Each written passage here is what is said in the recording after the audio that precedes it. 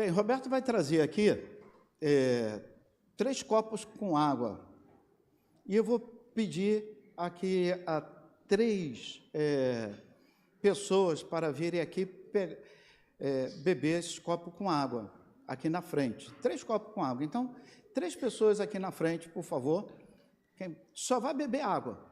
Só vem aqui. Vem aqui na frente. Dalva, pronto, 3. Vem? Fica aqui, vocês 3 aqui na frente. O Roberto vai trazer ali.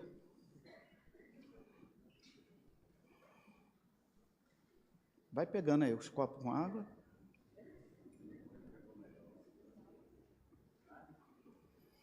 Bem, o primeiro copo com água está com muita água de esgoto. Está com muita água de esgoto misturada. Muita água de esgoto. Levanta aí, Dalva, é você?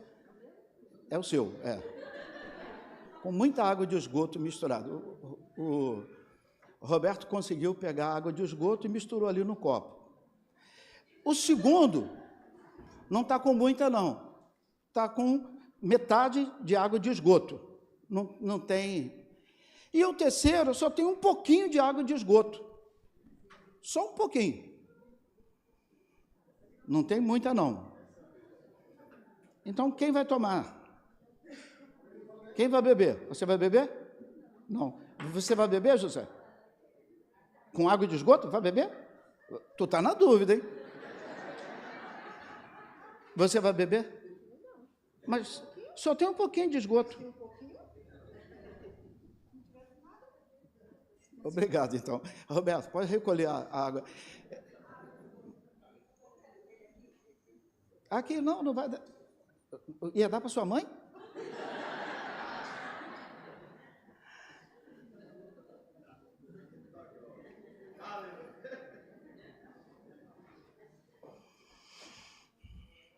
Quando nós falamos de santidade, nós estamos falando de água pura. Ah, pastor, mas só tem um pouquinho de esgoto. Mas você bebe com um pouquinho de esgoto? E por que que eu pego a minha vida e peco só um pouquinho? Eu só estou me prostituindo um pouquinho. Eu só estou assistindo aquele filme pornográfico um pouquinho. Eu só estou me envolvendo em situações só um pouquinho. Mas domingo eu estou lá. Mas você acha que você vai descer na goela de Deus? Eu estou me corrompendo só um pouquinho. Só um pouquinho. É só uma bobagemzinha. Enquanto o caixa virou para o lado, eu consegui fazer alguma coisa e mudei a balança. Só um pouquinho, só foi um pouquinho, coisa boba. O Senhor nos chama para sermos santos. Eu não posso, qualquer pinguinho acaba com a santidade que o Senhor requer para a minha vida. Por isso que o Paulo, ele batia no seu corpo e dizia: miserável homem que sou. Eu não quero pecar, mas sempre tem uma gotinha de esgoto, e eu estou me envolvendo com esse esgoto. A Bíblia nos assegura que nós somos chamados por Deus. E nessa manhã eu gostaria de falar sobre chamado a ser santo. Repita comigo. Chamado a ser santo. E esse chamado, eu preciso entender que é um chamado. Eu vou chamar aqui Marina. Ela já me olhou. E se eu falo: Marina, vem aqui. Não precisa não. Não vou comprar mel agora não. Aí a Marina viria aqui. Chamado significa eu me colocar à disposição. Agora, na hora da IBD, nós tivemos aí uma pessoa precisando de um socorro. Eu chamei 2 irmãs e foram lá, enquanto a IBD estava acontecendo, para ajudar. Qual o nome da irmã lá que vocês foram ver? Neuza. Precisando lá de um socorro, precisando de uma ajuda, precisando de oração. As irmãs foram porque eu chamei. E quando eu entendo chamado, eu entendo uma ação. Eu chamei a Dalvinha, eu chamei o pastor Tito para orar, eu chamei. Então, quando eu chamo, existe uma ação, a pessoa levanta e vai. E nós somos chamados para sermos santos. Por que nós não aceitamos esse chamado? Ah, pastor, mas eu aceitei. Mas eu me permito me contaminar com a televisão, eu permito me contaminar com alguma situação na internet, eu permito me contaminar com algumas gotinhas de esgoto. Mas o Senhor me chamou para ser santo. E às vezes nós queremos justificar, mas o pastor faz também. Vai atrás de pastor. Eu que não cuido do meu umbigo não para ver. Então, ou seja, somos chamados para ser santos, todos nós. E quando eu entendo esse chamado, normalmente nós atribuímos chamado a um convite para servir. Vem aqui orar, vem aqui pregar, vem aqui fazer isso. Mas, ao falar nesta manhã, eu gostaria de ressaltar que o chamado para ser santo, ele não é de servir. Não é de servir. O chamado para ser santo é para ser santo. Porque antes de você servir, você precisa ser. E o Senhor me chama. Chamado para servir não é habilidade, embora a capacitação seja importante. Eu listei o que 1 Timóteo capítulo 3, de 8 a 13, fala dos diáconos. Os diáconos, as exigências para o ministério diaconal.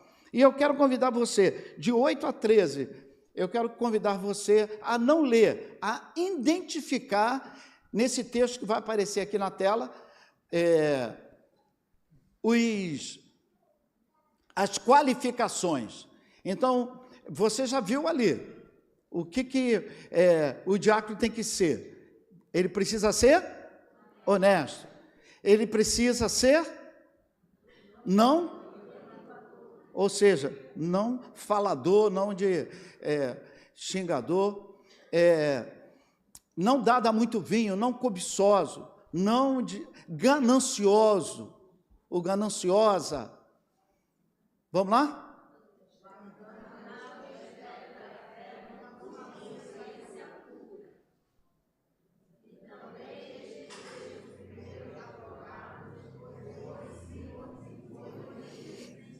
Só a título de ilustração, eu separei aqui: o diácono precisa ser respeitado, ter honestidade, domínio próprio, integridade na fala, fidelidade, vida espiritual, ser cheio do Espírito Santo, ter consciência pura, ser experiente. Das qualificações dos diáconos, em algumas versões, e você vai ver 10, outras 8, você verá que tem 8 ou 6, dependendo da versão, você vai ver que é habilidade, precisa ser habilidoso, mas 2 significa caráter, ser cheio do Espírito Santo, ter fé, isso é caráter. Então, para ser diácono, não precisa ser habilidoso. O que pesa muito, o que pesa muito é você ser cheio de fé, é você estar na dependência de Deus. Habilidades são 2, o contrário que eu falei, habilidades são 2, mas o que você precisa ser são muito mais, o peso é muito maior. Então eu sou chamado a ser santo. Eu sou chamado não ser habilidoso, não ser muito bom em fazer, mas o Senhor me convida a ser. A obra é importante? É importante. Nós precisamos da obra, mas o Senhor, antes de você trabalhar para Deus, Deus quer trabalhar em você. Então o Senhor, Ele quer trabalhar em você. E nessa manhã, eu quero convidar você a entender a ênfase que a Bíblia nos dá. Nós entendemos que a obra precisa de habilidade, mas eu preciso ser santo. Eu preciso ser santo. Eu preciso ser santo. Eu preciso ser santo.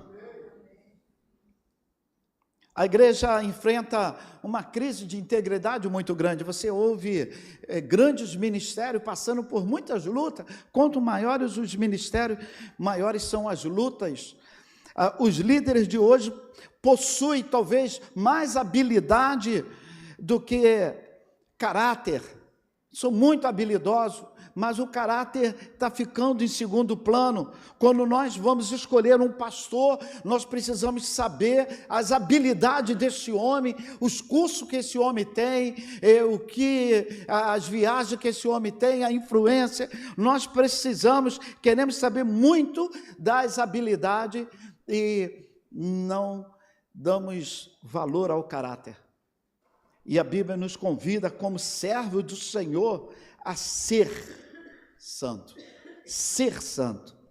A definição que o apóstolo Paulo, ele fala, 1 Coríntios capítulo 1, verso de 1 a 2, ele diz assim: Paulo, chamado pela vontade de Deus para ser apóstolo de Jesus Cristo, a igreja de Deus que está em Coríntio, aos santificados em Cristo, chamado para ser santo. Então o Paulo está dizendo assim: olha, eu quero falar com aqueles que são chamados para ser santo e para aqueles que aceitaram o chamado. Não é para aqueles que ouviram, eu vou ver, não é uma sugestão, olha, se você puder, no caminho, você passando, seja um pouquinho santo. Não, eu sou convidado a ser santo, dentro da minha casa, no relacionamento com a minha família, eu sou convidado a viver o que eu prego, eu sou convidado as pessoas olharem para mim e ver algo que o mundo não tem. Você é convidado a fazer isso, nós somos chamados a ser santo, e esse chamado, a ênfase do chamado, é que eu quero falar nesta manhã. Em primeiro lugar, a ênfase está no ser. Repita comigo. A ênfase está no ser. Então, como já falei na introdução, eu preciso ser. Sou chamado para ser, sou chamado para viver o que eu prego. E muitas vezes reduzimos o chamado divino a uma tarefa. Você é bom nisso, você é habilidoso nisso, mas eu sou chamado para ser. Segundo lugar, a ênfase está no chamado para ser, e não é ser qualquer coisa, é ser santo. Não é ser algo, é ser santo. Santo significa separado. A santidade é o foco principal do chamado de Deus para o seu servo, para a sua igreja.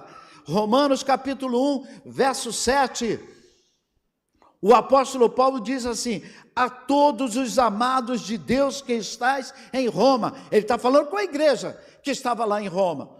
Romanos capítulo 1, verso 7. A todos os amados de Deus que estáis em Roma. Toda a igreja, amados.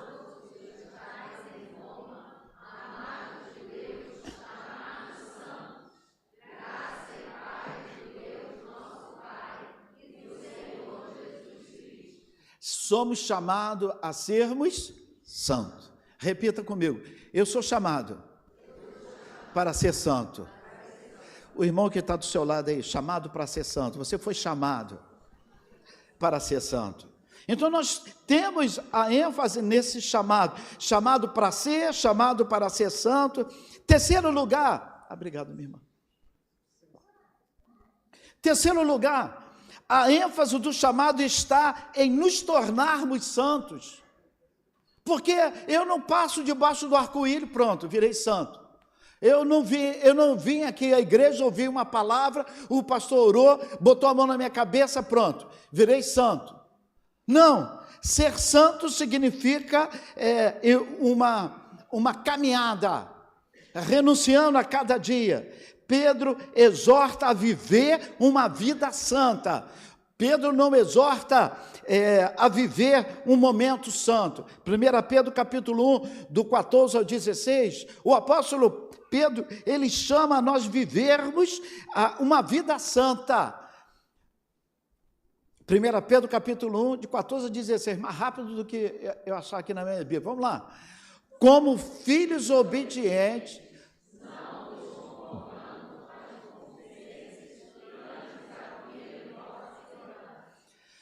mas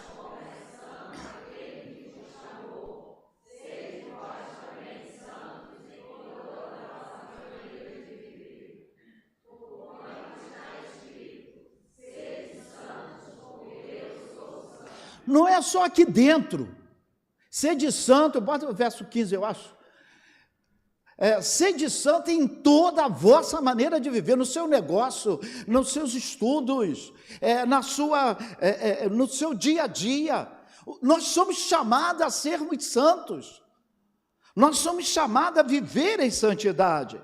Então, a ênfase do chamado, em primeiro lugar, a ênfase é estar em ser, a ênfase está em ser santo, a ênfase está em chamado, do chamado para nos tornarmos santos, ou seja, paulatinamente, diariamente, eu sou convidado. E, em quarto lugar, a ênfase está em compreender a seriedade desse chamado. Por que eu sou chamado para ser santo? Para ter uma faixa, eu sou santo. Para botar algo na minha testa dizendo, eu sou santo. Para que eu sou chamado para ser santo? A Bíblia diz que a santidade não é ocasional nem limitada em alguma área. Eu sou santo nessa área e não sou nessa. Mas é exigida em todo o processo. Todos nós temos que ser na palavra, no pensamento, nas atitudes, nós precisamos viver isso. E a razão é uma só: Deus é completamente santo. Como é santo aquele que te chamou, sede santo. Repita comigo: como é santo aquele que te chamou, sede santo. Mais uma vez: como é santo aquele que te chamou, sede santo. Então o Senhor me convida a viver a palavra, a viver essa palavra. Qual é o nosso argumento para vivermos em santidade? Qual o nosso argumento para não vivermos em santidade? Qual o nosso argumento para vivermos em santidade? O nosso argumento para vivermos em santidade é porque o Senhor me chamou. Mas, diria lá o Tiago, meu filho, pastor, meu pai, eu nasci em pecado.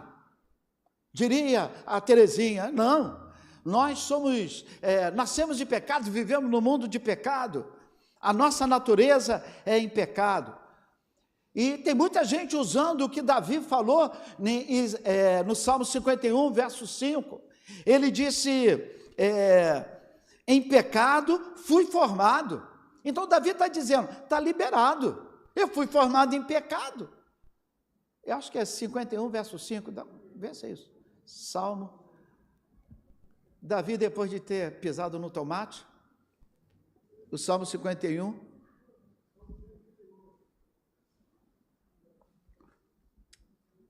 (139), errei tanto assim? Ou seja, está na Bíblia.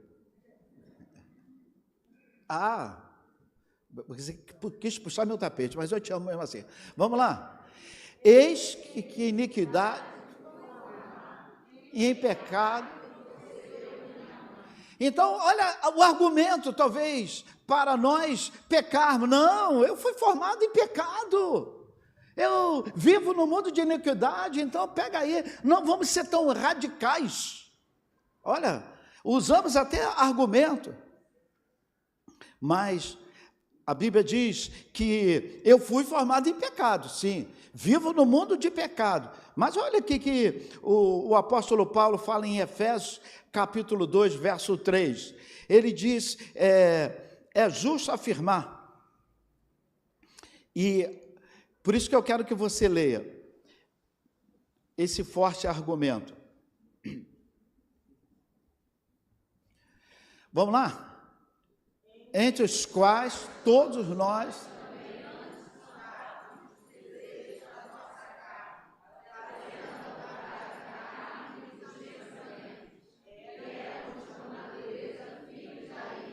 Nós vamos continuar? Nós vamos continuar, mas observe, tudo no passado. Eu fazia, eu pensava, a minha natureza era, mas aí agora, vamos lá, continua.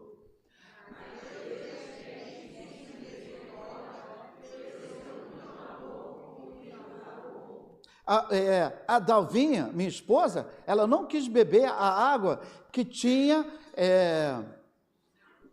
mais esgoto do que nada. Ela não quis, não. Mas também o José, pouco esgoto, ele falou, não, também não quero. E a Pauliana podia ter bebido, só um pouquinho só de esgoto, mas ela disse, não, eu não vou beber. Só tinha um pouquinho de esgoto, mas ela não quis. A Bíblia diz, eu era esgoto puro, o pecado vivia em mim. Eu estava vivendo nas ofensas, eu estava vivendo no lamaçal de pecado, mas, eu acho que é o 4. Mas Deus, que é riquíssimo em misericórdia, Ele me amou. Ele me amou. Então diga assim, eu fui amado por Deus. Quando eu vivia no lamaçal do pecado. A Pauliana não quis beber, o José não quis beber, a Dalva não quis beber, mas Deus, Ele me amou. É como se Ele tivesse bebido, me dá aqui, eu bebo. Então, ou seja, e Ele que é santo, Ele que é santo, santo, Ele se permitiu me amar, tocar nas minhas lamas. Verso 5. Todos nós, estando nós ainda...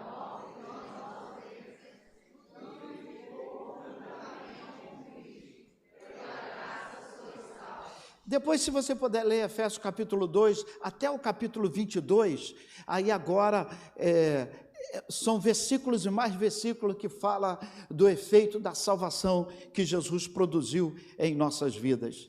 Eu creio, irmão, que a pá de cal, para aqueles que consideram o James Bond, ou seja, permissão para pecar, não tenho permissão para matar, tem crente que tem permissão para pecar, é Colossenses capítulo 3, verso 3, porque o Senhor me amou. A Bíblia diz que eu me amei, o Senhor me amou, estando eu morto nos meus delitos, nas minhas ofensas. Aí, olha aqui o texto de Colossenses 3, verso 3.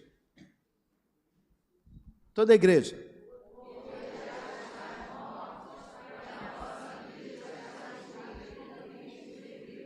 Então, ou seja, a irmã Jacira, acertei, né?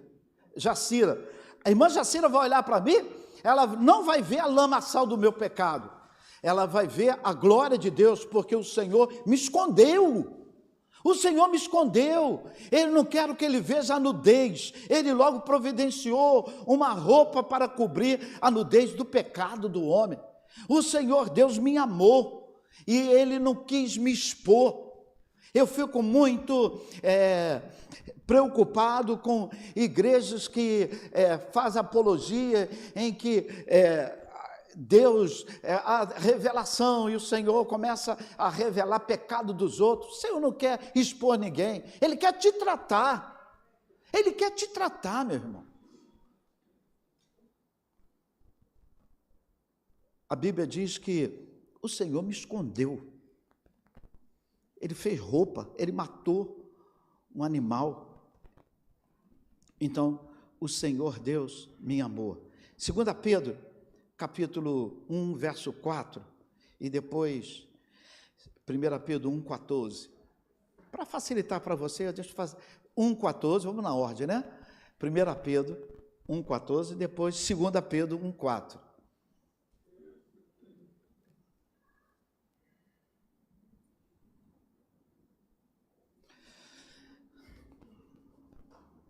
Visto com o seu, vamos lá, como filho obediente.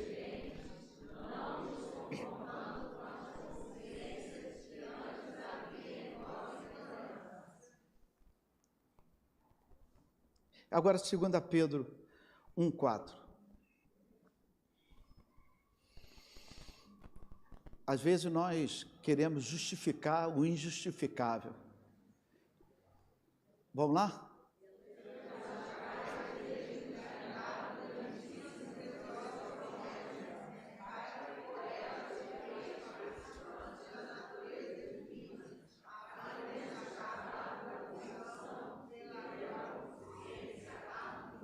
Fique de pé.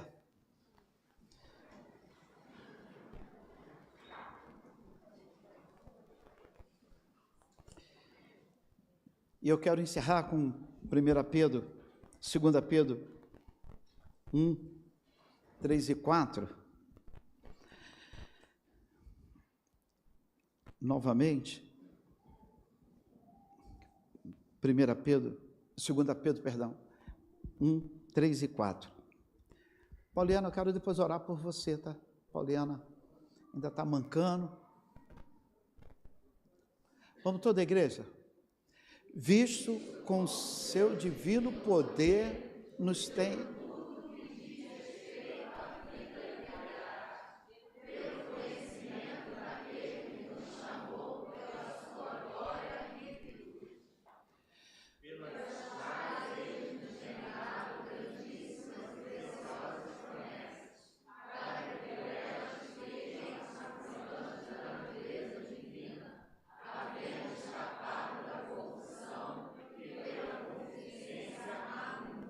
Eu quero convidar você, a gente fala muito mal de caixa de promessa, porque você troca a Bíblia pela caixinha de promessa, mas as promessas de Deus valem.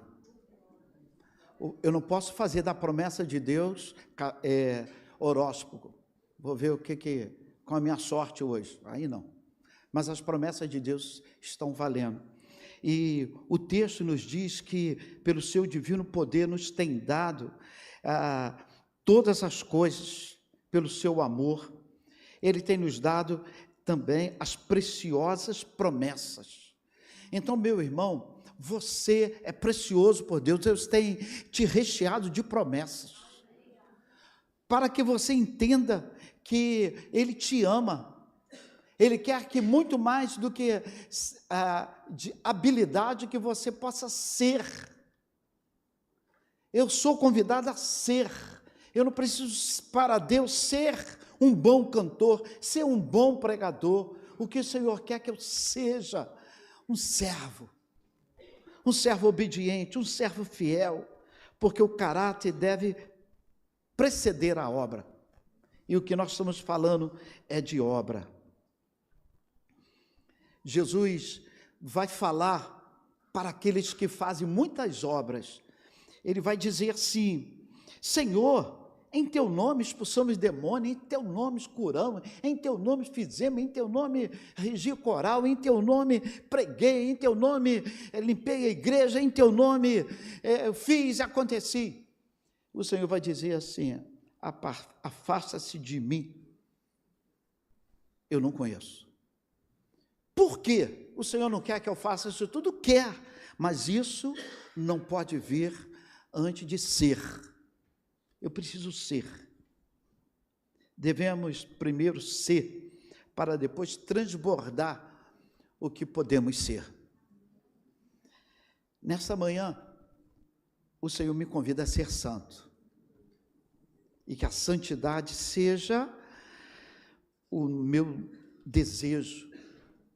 Quantas vezes você orou pelo filho, orou pela mãe, orou pelo pai, orou por dinheiro, orou para passar em concurso, orou por livramento de bala, mas quantas vezes você orou: Senhor, me ajuda a ser santo, eu quero ser santo. A santidade procede de Deus.